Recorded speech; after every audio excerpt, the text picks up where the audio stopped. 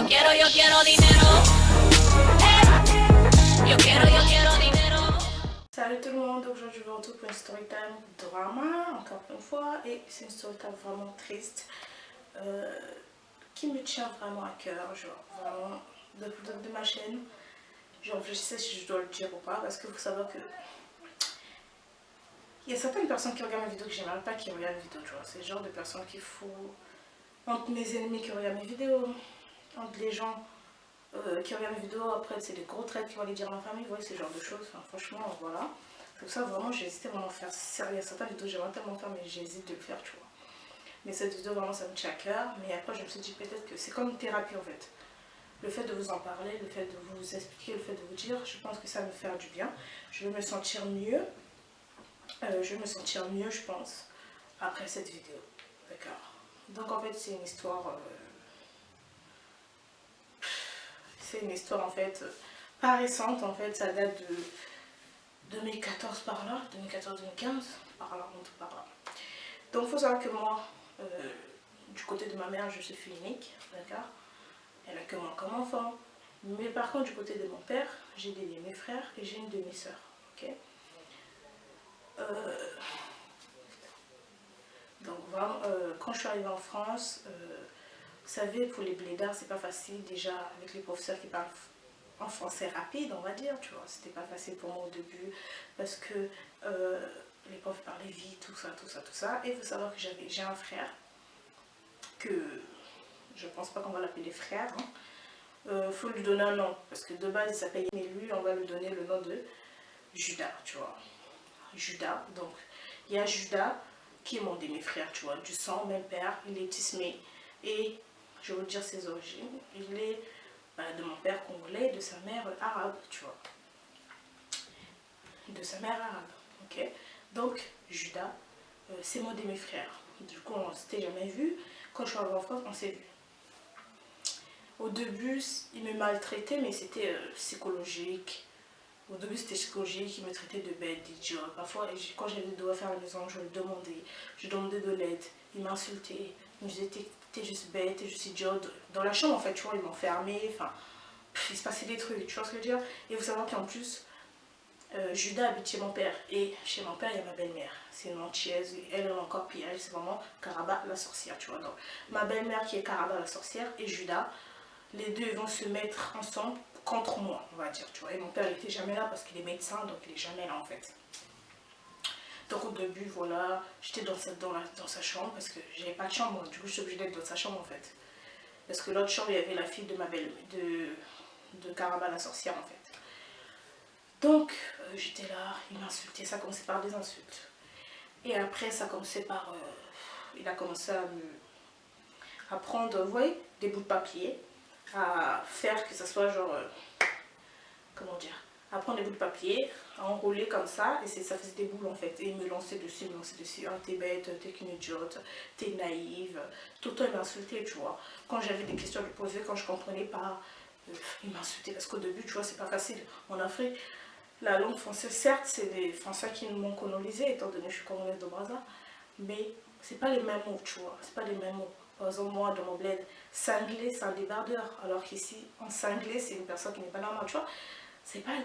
Il y a des mots qui se diffèrent, tu vois. Donc au début, c'était pas facile pour moi, pour comprendre des mots.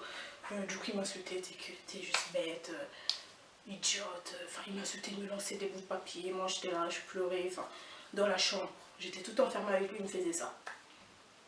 Jusqu'à un jour. Tout le temps, c'était comme ça, on se parlait pas, enfin, jusqu'à là, on s'est... Enfin, là, c'est encore pire, tu vois. Ça, c'était la Cécilia d'avant. Comme il disait, naïve. Il m'insultait, il me maltraitait, il faisait tout ce qu'il voulait.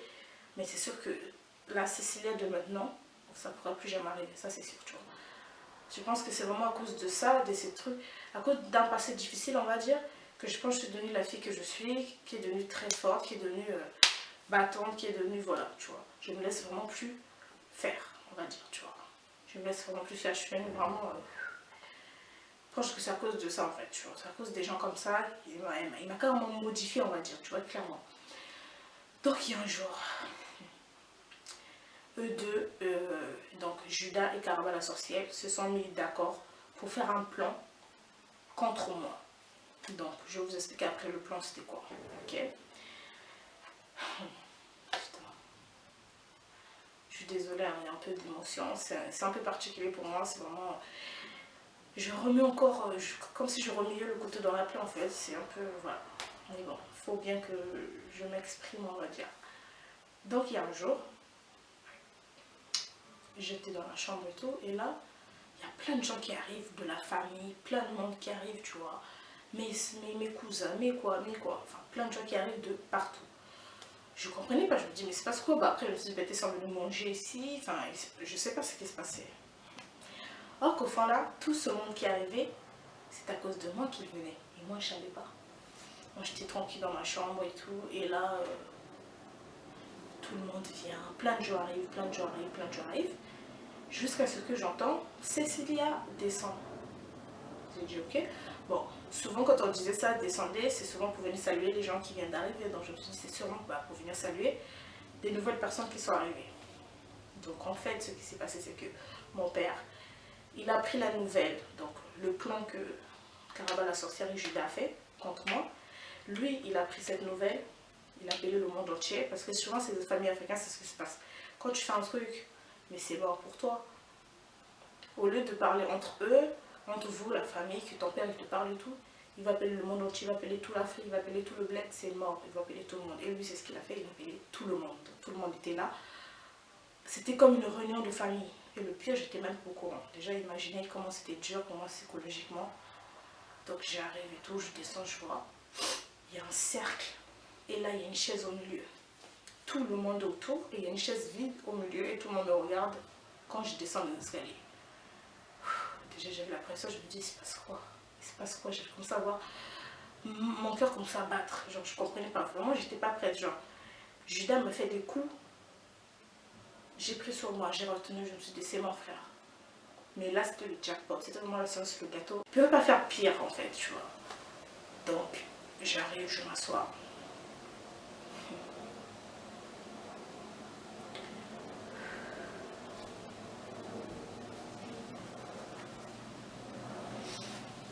J'arrive, je m'assois. Enfin, il me dit de m'asseoir à la chaise du milieu, tu vois. Je m'assois et là, il y a tout le monde autour. Tout le monde qui me regarde. Tous les yeux sur moi. Franchement, wow, faut avoir le cœur. Je ne sais même pas comment j'ai fait pour rester là, comme ça, supporter tout ce qui allait arriver, en fait, clairement. Et c'est là que j'apprends ce qui s'est passé. Même moi, je n'étais pas au courant. Et là, en fait, il y a Judas qui prend la parole en même temps que Karaba la sorcière. Et en fait, ils expliquent à tout le monde que apparemment, moi, Cécilia, alors que je parlais jamais à mon frère, on ne se parlait pas. Le peu de fois qu'il me parlait, c'était où il m'insultait, ou pas me frapper, mais lancer des trucs, tu vois, comme il ne manque rien. Donc clairement, il me maltraitait, tu vois. Et il commence à dire que apparemment, moi, donc j'ai fait des avances à Judas, qui est mon demi-frère du sang. Il faut savoir que Judas, il est né, après c'est moi, on a quoi, 1 an d'écart. Judas, après c'est moi, tu vois ce que je veux dire? Donc déjà, moi j'apprends la nouvelle en même temps que tout le monde. Hein. Donc imaginez même pas ma tête, l'émotion que j'avais, je me suis écroulée par terre. Je me suis dit putain. Parce que en fait, eux me faisaient la misère, tu vois. C'était vraiment Judas et ma belle-mère me faisaient la misère. C'était vraiment, j'étais pas à ma place, j'étais pas bien quand je partais chez mon père, j'étais pas à ma place, je me sentais pas bien. Mais à qui je veux le dire? On a le père, excusez-moi de le dire, mais on a le regardez, j'ai la preuve, tu vois. Judas et Karaba la sorcière a expliqué cette histoire à mon père. Mais s'il était un vrai père digne de cela, il allait me prendre. Moi, ma fille, déjà, il allait même pas y croire, tu vois.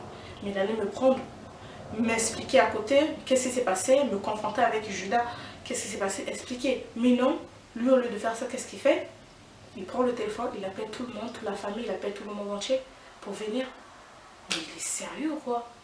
Et ça, c'est mon père, ça. C'est mon père, genre. Je me suis dit, putain, c'est une grosse blague. Je me suis dit, mais je suis dans quel monde? Je suis dans quel monde? Je rêve, je rêve. Je tourne, je frotte mes yeux, je me dis peut-être que c'est un rêve, c'est un mauvais rêve, c'est un cauchemar. Mais en fait, non, c'est la réalité. Non! Et là, je suis en train d'expliquer le coup qu'ils ont fait, hein, évidemment. C'était pas vrai, vous en doutez bien. Donc, en gros, apparemment, moi, j'ai fait les avances à Judas alors que déjà, on se parle pas. En plus, j'avais un copain. Genre, et puis, pourquoi je vais faire des avances à Judas Genre, le mec, je le hais de toutes mes forces, tout ce qu'il m'a fait, je le déteste de toute ma vie. Et là, moi, j'ai fait les avances à Judas qui apparemment, il faisait nuit, je suis partie voir Judas, je lui ai demandé qu'on couche ensemble, je ne sais quoi, enfin, bref. Apparemment, j'ai fait des avances à Judas. Okay.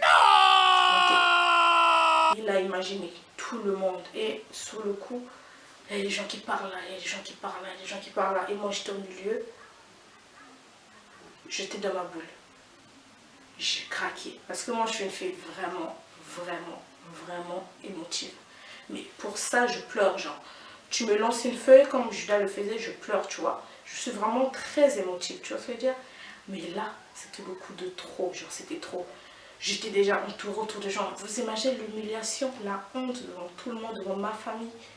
Mon père en face qui me regarde. Judas avec ses yeux de sorcier. Karaba le sorcier n'en parle même pas. Avec ses yeux de vicieuse. Avec ses yeux de vicieuse en mode waouh, on a reçu ce qu'on voulait faire. Genre, en gros, Judas et l'autre là avaient fait ce coup pour foutre la merde en fait, pour vraiment niquer la relation que j'ai avec mon père, tu vois. Et là, je me suis mis là, déjà, je me suis effondrée par terre à pleurer. Et là, sur le coup, je sais pas ce que j'ai fait, je me suis levée, j'ai couru dans la chambre et j'ai pris mon téléphone, j'ai appelé ma mère en pleurs. C'était vraiment. C'est vraiment, je pense que c'est le pire jour, c'était la pire journée de toute ma vie, je pense. Parce que ça, c'était... Même quand j'y pense, j'ai encore de l'émotion parce que, waouh, faire ça à une fille, j'avais 14-15 ans par là, faire ça à une fille comme ça, t'es censé être mon père, prends-moi par partie, conforte-moi avec Judas si tu veux, qu'on en parle. Mais t'as pas le droit d'appeler le monde entier, t'as pas le droit d'appeler toute l'Afrique, t'as pas le droit d'appeler toute la famille pour venir de m'exposer comme ça. Mon père il était champion pour m'exposer là. Tu vois, il ne me protégeait pas. Il est là, il m'expose en fait. Devant tout le monde en plus pour un truc qui n'est pas vrai, tu vois. C'est vraiment sa parole contre la mienne, non, tu vois. Et en plus, d'où je vais aller draguer, d'où, en plus moi je viens du bled, j'ai des valeurs. En plus, voilà, j'ai des valeurs et tout. Enfin, comment ça va commencer en fait? Comment ça va commencer? Du coup, j'ai pris le téléphone, j'appelle ma mère, j'étais en pleurs. Je lui explique ce qui se passe. Ma mère, vous connaissez les mères déjà, elle sait très bien. Elle n'a même pas besoin, tu vois, c'est l'instinct maternel. Elle sait très bien que c'est le coup de Judas et l'autre sorcière, là, et Karaba la sorcière. C'était leur coup. Elle a très bien compris. Cette année, je n'étais pas capable de le faire. Elle me connaît très bien. Il n'y a que ma mère qui peut... Il n'y a qu'une mère qui peut mieux te connaître, en fait. Donc, et là, ma mère, elle m'a dit, Cécilia. En plus, le jour où elle était avec des gens, il y avait la famille de mon beau-père qui était chez elle là-bas. Hein, il y avait des gens. Elle a mis le haut-parleur. Moi, tout le monde entendait comment je pleurais, comment j'étais en détresse. Je ne savais pas quoi faire. C'était trop pour moi. Il y avait tout le monde qui était au salon. Ils étaient tous là à la réunion de famille. En plus, déjà, vous faites une réunion de famille, même pas vous m'en parlez. Genre, je ne savais même pas que je venais pour moi. Quand vous imaginez un peu l'humiliation, la honte, le désespoir de mon visage. Je pleurais tout. Je suis en train de pleurer au téléphone. Ma mère m'a dit, Cécilia, la guerre va commencer. Elle m'a dit, prends tes affaires. Fais ta valise. Tu quittes de là-bas, tu cours. Tu fuis, tu sors. Fais un moyen, tu viens parce que ma mère, elle habite à Creil. Et mon père, il habite à Meaux. C'est hyper loin. C'est genre même minimum 2 heures de route, tu vois. Donc ma mère a dit, s'il te bloque là-bas où tu ne peux pas partir, tout ça, enfin voilà, moi je vais arriver là-bas. Ma mère, elle comme ça s'habiller. Elle m'a dit, on se voit à la gare de l'Est. Donc déjà, je devais prendre un train, arriver à la gare du Nord. À la gare du Nord, marcher pour aller prendre un autre train, ben, 2 mots, tu vois. Elle allait m'attendre, elle allait m'attendre à la gare de l'Est, pardon. Et moi, je pleurais, je commençais à faire mes affaires. Je me suis dit, c'est fini, c'est fini. Genre, entre Judas, lui, ce qu'il m'a fait, c'est impardonnable. C'est vraiment, enfin, déjà, il ne sait jamais ce que jusqu'à là, mais c'est sûr, mais c'est impardonnable. Entre ma belle-mère, alors elle, vraiment, elle, c'est vraiment, j'en ai rien à foutre, tu vois. C'est genre, c'est pas ma mère, elle n'a rien à perdre, elle s'en bat les couilles. Elle fout la merde. Elle a toujours foutu la merde, cette meuf, tu vois. Donc, elle, laisse tomber, il n'y a rien à faire pour elle, tu vois. Et mon père, lui, c'est vraiment genre le mec que je déteste au monde, c'est mon père. Tu vois ce que je veux dire? Lui, c'est vraiment genre. Je sais même pas comment l'expliquer. Lui, on arrive à un stade où.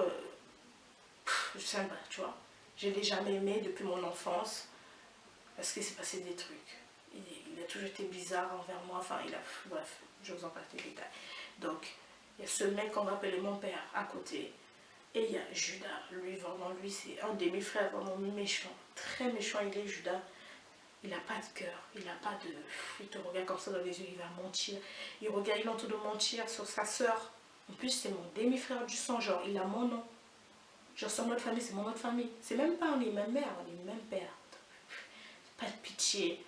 Puis il est en train d'humilier sa soeur, il en a rien à foutre. Donc lui, vraiment, c'est le mec, il n'a pas de cœur, tu vois. Vraiment méchant. Pas de sentiment du tout. Déjà, avec moi, il n'a pas de sentiment, alors là, bon courage pour sa femme, tu vois. Donc, moi, je fais mes affaires et tout. C'était beaucoup de trop, il fallait que je parte parce que j'étais clairement pas la bienvenue chez mon père, tu vois. On m'a clairement fait comprendre que j'étais pas la bienvenue. Je fais mes affaires. Entre temps aussi, ma mère, en train d'arriver, elle est arrivée à la gare de l'Est. Moi, je fais mes affaires et tout.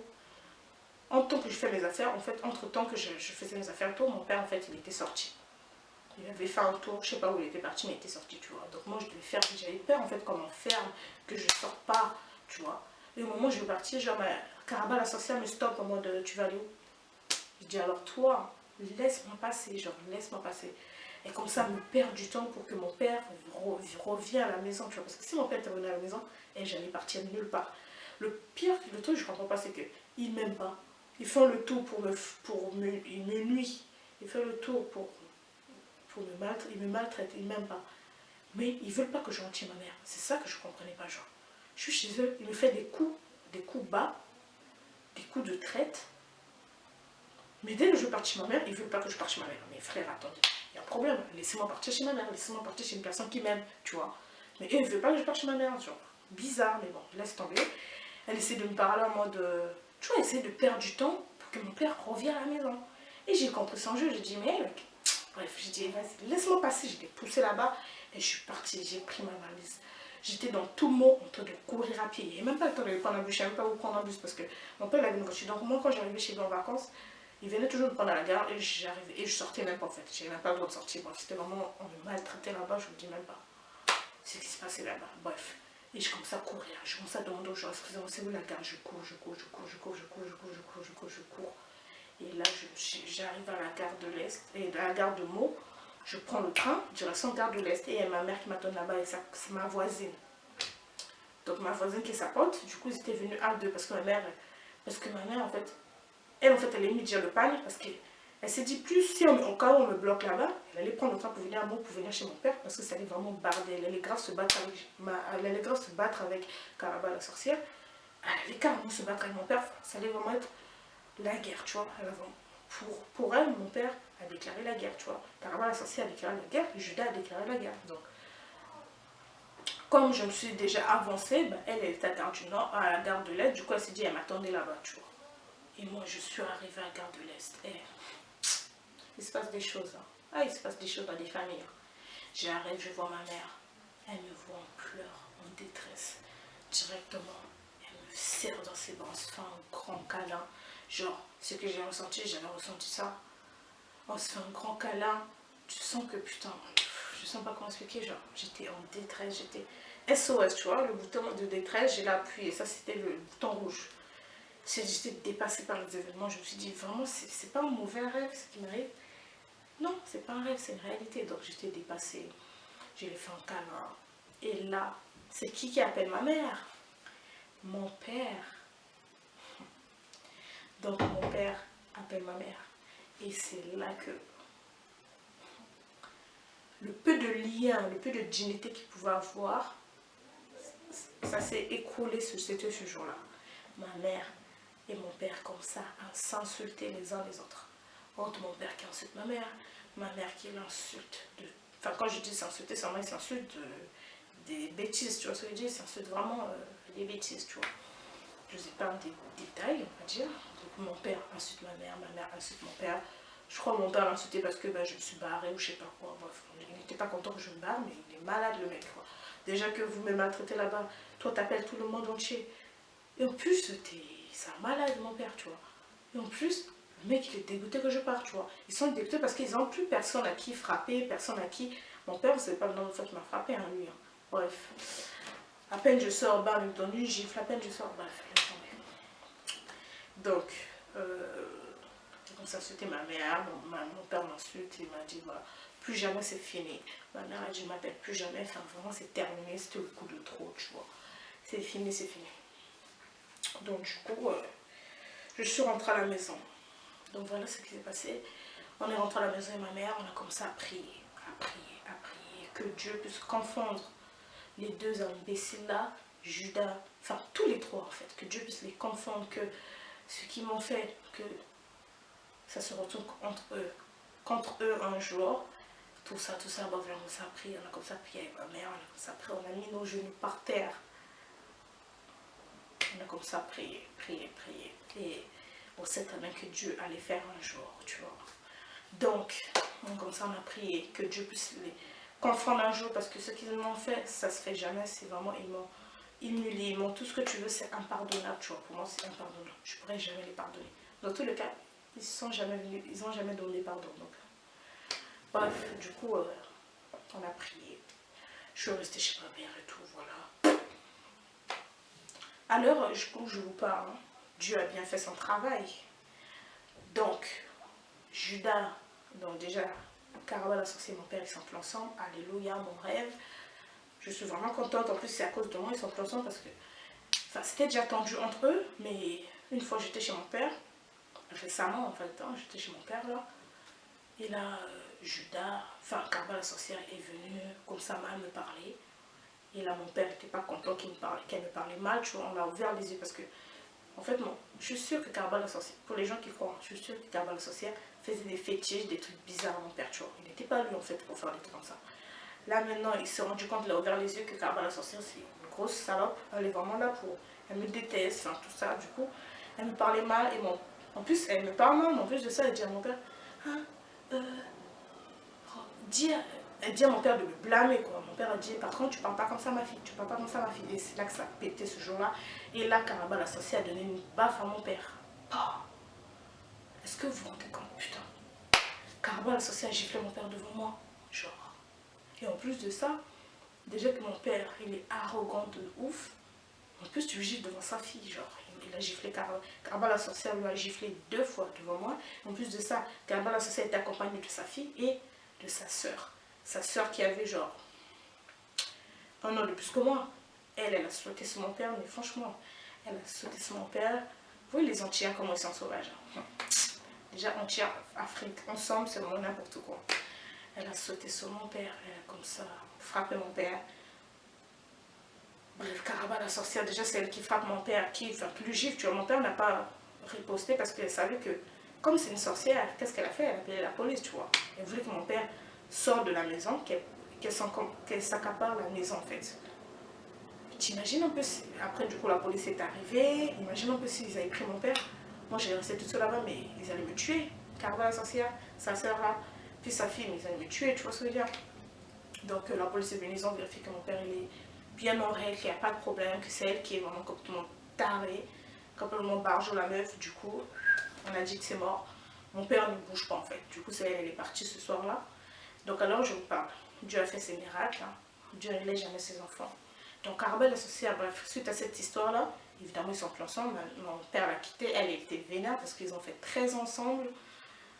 Elle était dégoûtée de mon père, elle lui a donné des gifles. Donc vous imaginez bien, mon père n'allait jamais se remettre avec. Donc là, Caraba la sorcière n'est plus avec mon père. Du coup, Judas, il a entendu l'histoire. Il a fait des menaces à mon père en lui disant que si Caraba la sorcière ne revient pas dans cette maison, il se barre. Du coup, Judas s'est barré. Et devinez quoi? Judas, en réalité, il est gay. Donc, je comprends mieux pourquoi le mec, il n'avait jamais de copine, toujours énervé. Je me dis, mais putain, mais lui, s'il a une meuf, ça va être quoi? Ça va être quoi? Tu vois, il est parti retrouver apparemment son mec. Et en plus de ça, entre-temps, Judas, il jouait aux jeux vidéo.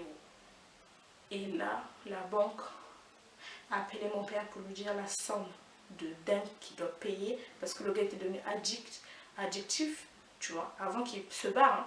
Mon père l'a dit, t'as rien à me dire? Il a dit non, j'ai rien à te dire. Et là, mon père l'a donné gifle. Il a pris ses affaires, il est parti. Donc, pour vous dire, là, le bordel, c'est vraiment Dieu a fait ce qu'il avait à faire. Les 3 qui m'ont fait la misère, Dieu les a séparés, ils se sont séparés. Alors, je vous parle, ils sont plus ensemble tous. Donc, Caraba la sorcière et mon père, c'est fini. Judas a fui la maison. Alors, je vous parle, Judas est porté disparu. Donc, mon frère, il est porté disparu. Si vous le retrouvez, je Je sais pas, venez me le dire en commentaire parce que mon père est à sa recherche. Donc le mec il est porté disparu, il a taillé sa route, il a fui. Depuis là on n'a plus ses nouvelles, personne n'a ses nouvelles dans la famille. Je sais même pas s'il est mort. J'espère même qu'il est mort, franchement je lui souhaite la mort. Parce que ce qu'il m'a fait, on ne peut pas imaginer. Il m'a fait des trucs vraiment trop bizarres, mais bon, bref. J'espère même qu'il est mort alors je vous parle. Mais bon, il est parti retrouver son mec, donc apparemment il est gay. June, il a retrouvé son mec. Judas, merci au revoir, il est parti. Donc mon père se retrouve tout seul dans une grande baraque, dans un gros pavillon de 4 chambres. Tout seul. Et c'est qui est là pour le réconforter? C'est qui? C'est Bibi. Vous voyez comment Dieu fait des trucs. Hein? C'était moi qui ne l'aimais pas, c'était moi qui détestais. Tout le temps c'était sans fils, sans fils, sans fils. Judas. Regardez le coup que Judas a fait. Hein? Judas il s'est barré de la maison, rien à foutre de mon père. En plus de ça, mon père a dû payer une somme de dingue parce que Judas joue au jeu d'argent, pardon. Et plus il jouait, c'est le rond addictif, devenu addict en fait. Plus il jouait, plus il perdait, ce con. Et donc mon père, il faut qu'il rembourse les dettes. La banque l'attend, il faut qu'il rembourse les dettes de Judas. Judas qui est porté disparu. Il a fui après le coup qu'il a fait à mon père. Donc bien fait pour lui, pour moi franchement, ce qui arrive à mon père, il le mérite très bien. Je n'ai pas de pitié pour lui, il le mérite vraiment, je suis bien contente. Et la seule personne qui est là pour lui, c'est qui? C'est moi. Voilà, il m'a appelé, comme d'habitude, c'est moi. Je ne vais pas dire l'imbécile, mais tu vois, d'un côté, je me dis, c'est mon père. Tu vois, je pense c'est parce que vraiment, je suis croyante, je prie, je me dis, vas-y. C'est juste Dieu qui va faire ses miracles. Moi, je ne suis pas là. Je décroche à ses appels. Quand il a besoin de moi, je suis toujours là pour lui. Quand il pleure sur mes épaules, je suis là pour mon père, malgré tout ce qu'il m'a fait, tu vois. Aujourd'hui que je vous parle, Judas n'est plus là, rien à foutre de mon père, tu vois. Scarba, la sorcière n'est plus là, tu vois. La seule personne qui est là, c'est la fille qui ne l'aimait pas, la fille qui m'a traité, la fille qui l'a humilié. C'était moi. C'est moi qui est resté. Donc alors je vous parle, voilà, pour vous dire, si vous avez un truc, priez, priez. Croyez-moi, un jour ou l'autre, les miracles vont arriver. Vous vous rendez compte, cette histoire s'est passée vers 2014 par là. Et c'est maintenant, en 2018, 4 ans après, que les miracles sont tombés, tu vois. Dieu a fait ce miracle. Donc franchement, la story est terminée. Je suis contente que j'ai pas versé mes larmes. Hein, parce que c'était un peu, voilà, cette story c'était un peu pas évident pour moi, tu vois. Dites-moi ce que vous en pensez dans cette vidéo. Vraiment, j'ai besoin d'avoir vos conseils, vos avis, tout ça. Donc voilà, on se dit à la prochaine. On se dit à très bientôt. Bye bye.